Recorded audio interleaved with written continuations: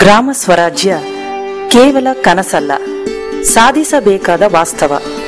ಕೃಷಿಯನ್ನೇ ಅವಲಂಬಿಸಿರುವ ಗ್ರಾಮೀಣ ಜನರು ಆರ್ಥಿಕ ಸ್ವಾವಲಂಬನೆಯನ್ನು ಸಾಧಿಸಿದಾಗ ಮಾತ್ರ ಗ್ರಾಮ ಸ್ವರಾಜ್ಯದ ದಾರಿ ನಿಚ್ಚಳವಾಗುತ್ತದೆ.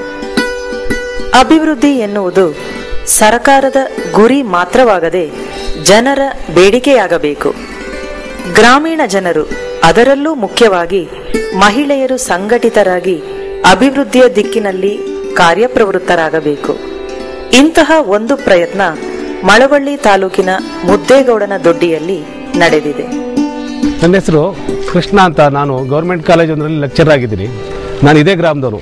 ಈ ಗ್ರಾಮದ ಹೆಸರು ಮುದ್ದೇಗೌಡನ ದೊಡ್ಡಿ ಅಂತ, ಮಳವಳ್ಳಿ ತಾಲೂಕು, ಮಂಡ್ಯ ಜಿಲ್ಲೆ. ನನ್ನ ಬಾಲ್ಯದಲ್ಲೇ ಈ ಹಳ್ಳಿ ತುಂಬ ಹಿಂದುಳಿದಂಥ ಹಳ್ಳಿ. ಯಾವುದೇ ಮೂಲಭೂತ ಸೌಕರ್ಯಗಳಿರ್ತಕ್ಕಂಥ ಹಳ್ಳಿ. ಒಂದು ಪೋಸ್ಟ್ ಆಗಲಿ, ಪೇಪರ್ ಆಗಲಿ, ಶಾಲೆ ಆಗಲಿ, ವಿದ್ಯುತ್ ಶಕ್ತಿ ಆಗಲಿ, ಅಥವಾ ಕುಡಿಯೋ ನೀರಿನ ವ್ಯವಸ್ಥೆ ಆಗಲಿ, ಯಾವ ವ್ಯವಸ್ಥೆ ಇದೆ ಇರತಕ್ಕಂಥ ಒಂದು ಹಳ್ಳಿ.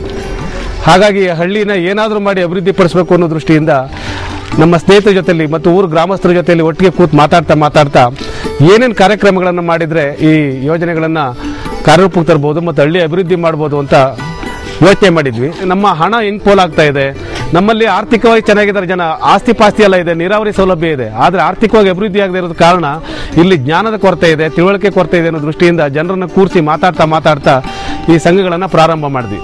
ಸಂಘದಿಂದ ತುಂಬ ಉಪಕಾರ ಆಯಿತು.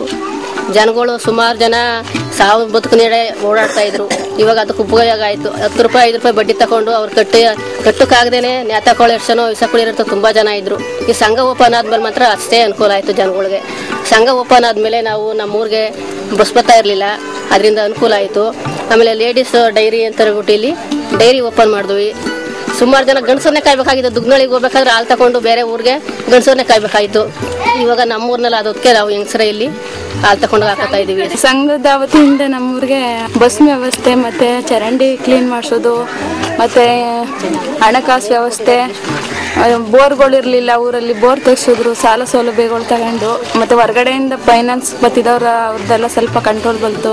ಸಂಘದಿಂದ 2 ರೂಪಾಯಿ ಬಡ್ಡಿಯಿಂದ 30,000 ತಂದು ನನ್ನ ಮಗಳಿಗೆ ಇಂಜಿನಿಯರ್ಗೆ ಸೀಟ್ಗೆ ಎಷ್ಟು ಉಪಯೋಗ ಆಯ್ತು ಅಂದ್ರೆ ಅದರಿಂದ. ಬೇರೆ ಏನು ಮಾಡಬೇಕು ಅಂತ ಯೋಚನೆ ಮಾಡಿದ್ರಿ ನೀವು? ತುಂಬಾ ಹಸುಗಳು ತಕೊಂಡ್ರು ಸರ್. ಇಲ್ಲಿ ನಮ್ಮಲ್ಲಿ ಒಂದು ಟೈಮ್ಗೆ 200 ಲೀಟರ್ ಹಾಲಾಗುತ್ತೆ. ಬೆಳಿಗ್ಗೆ 200 ಲೀಟರ್, ಸಾಯಂಕಾಲ 200 ಲೀಟರ್ ಹಾಲಾಗುತ್ತೆ.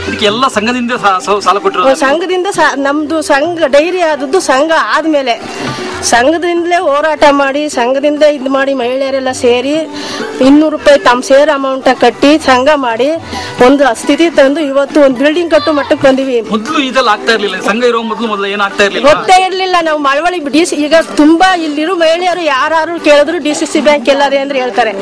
ಮಳವಳ್ಳಿನೇ ಗೊತ್ತಿಲ್ಲದೆ ಇರೋ ಕಾಲ 10 ವರ್ಷದಿಂದ ಇವತ್ತು ಎಲ್ಲಾ ಮಹಿಳೆಯರು ಹೋಗಿ ಬ್ಯಾಂಕ್ ಅಲ್ಲಿ ದುಡ್ಡು ಕಟ್ಟಿ ಮ್ಯಾನೇಜರ್ ಜೊತೆ ಚರ್ಚೆ ಮಾಡಿ ಬರುವಂತ ಮಟ್ಟಕ್ಕೆ ಬೆಳೆದ. ಚೆಕ್ ಯಾವ್ದು ಅಂತ ಗೊತ್ತಿರ್ಲಿಲ್ಲ. ಬ್ಯಾಂಕ್ ಪಾಸ್ ಪುಸ್ತಕ ಚೆಕ್ ಬಗ್ಗೆ ಏನು ಗೊತ್ತಿರಲಿಲ್ಲ. ಈಗ ಹಣಕಾಸು ವ್ಯವಹಾರ ನೀವೇ ಮಾಡ್ತೀರಾ? ಬಂದ ಮೇಲೆ ಗೊತ್ತಾಯ್ತು ಸರ್ ಎಲ್ಲ. ಬ್ಯಾಂಕ್ ಯಾವ ಬ್ಯಾಂಕ್ ಬೇಕಾದ್ರೂ ಹೋಯ್ತೀವಿ. ಇವಾಗ ಅವಾಗ ಬ್ಯಾಂಕ್ ಹೋಗಕ್ಕೂ ಭಯ ಆಯ್ತಿತ್ತು. ನಮ್ಗೆ ಭಯ ಆಯ್ತದೆ, ನಾವು ಹೋಗುದಿಲ್ಲ ಬ್ಯಾಂಕ್ಗೆ ಅಂತಿದ್ದೋ ಸರ್. ಆಮೇಲೆ ವಾರಕ್ಕೆ ಯಾವಾಗ ಒಬ್ಬೊಬ್ಬರೇ ಹೋಗ್ಬೇಕು, ನೀವೇ ಹೋಗ್ಬೇಕು ಅಂದಮೇಲೆ ಜವಾಬ್ದಾರಿಯಿಂದ ಧೈರ್ಯ ತಕ್ಕ ಹೋಗಿ ಶುರುವಾದ. ಈಗ ಬೇಕಾದ್ರೆ ಯಾವ ಬ್ಯಾಂಕ್ಗಾರು ಹೋಯ್ತೀವಿ, ಎಲ್ಲಿಗಾರು ಹೊರಗಡೆನೂ ಹೋಯ್ತೀವಿ ಸರ್. ನಮ್ಗೆ ಸೈನ್ ಮಾಡೋಕ್ಕೆ ಗೊತ್ತಿರ್ಲಿಲ್ಲ ಸರ್. ಕೈಲಿ ಬರೆದಿ ತೋರಿಸ್ಕೊಟ್ಟು ಈಗ ಕಲ್ಸಿದ್ದು ನಮ್ಗೆ.